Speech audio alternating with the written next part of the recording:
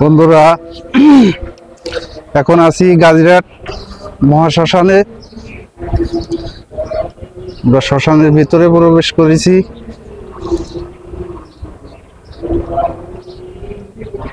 ভিতরে মন্দিরগুলো আপনাদের এখন দেখাবো।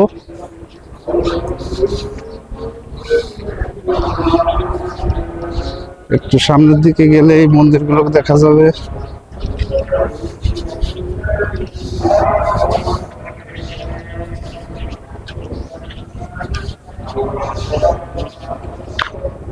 আশপাশে যে এরিয়া দেখতেছেন পুরোই সবই শ্মশানের এরিয়ার ভিতরে।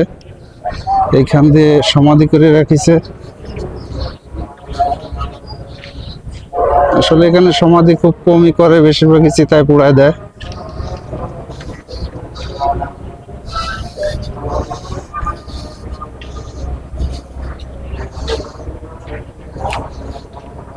এই যে যেখানে দেখতেছেন এটা হলো চিতা।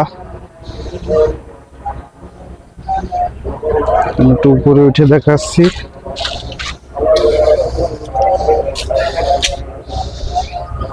এই যে চিতা,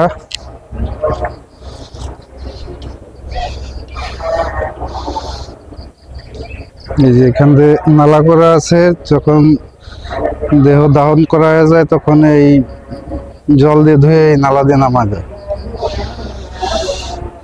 এই চিতাটা নতুন করেছে। আগের যে পুরনো চিতাটা ওইটা একটু নষ্ট হয়ে গেছে, এই জন্য এইটা নতুন করা হয়েছে। পরে আগের যে চিতাটা, এই যে সেই চিতাটা পুরনোটা, খুবই পুরনো এই চিতাটা। আর এই যে হলো নতুনটা। আসলে সনাতন ধর্ম যেসব লোকজন মানে হিন্দুর ঘরে জন্ম নিলেই তার এই চিতার পরে আসা লাগবে, এটা অতি বাস্তব। এবার যাচ্ছি মন্দিরের দিকে।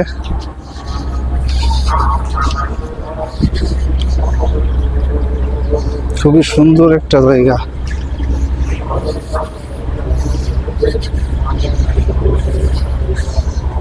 আসলে সন্ধ্যা টাইম তো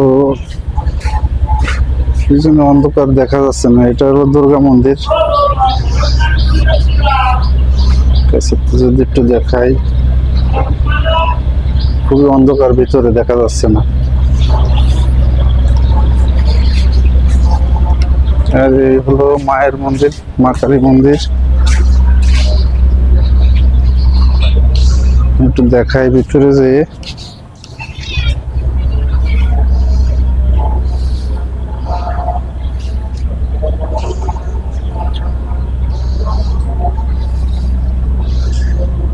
মা কালীর মন্দিরটা দেখেন।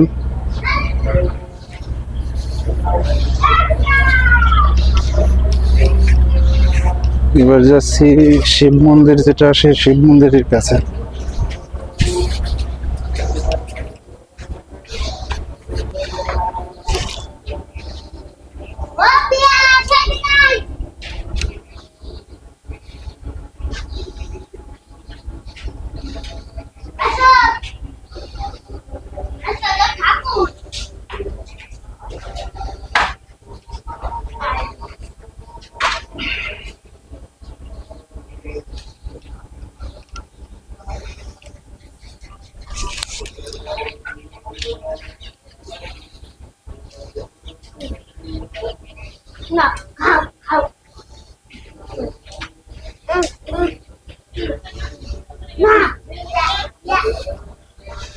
এখানে শিব চতুর্দশীর সময় সবাই জল ঢালতে আসে।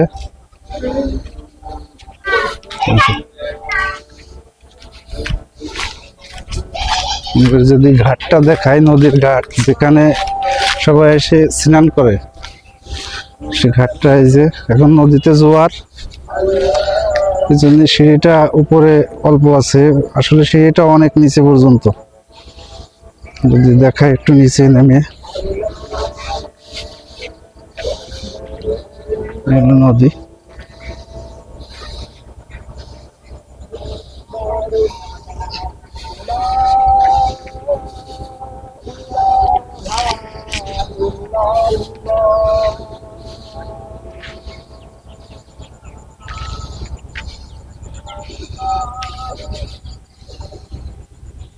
একটা বট গাছ আছে বড়।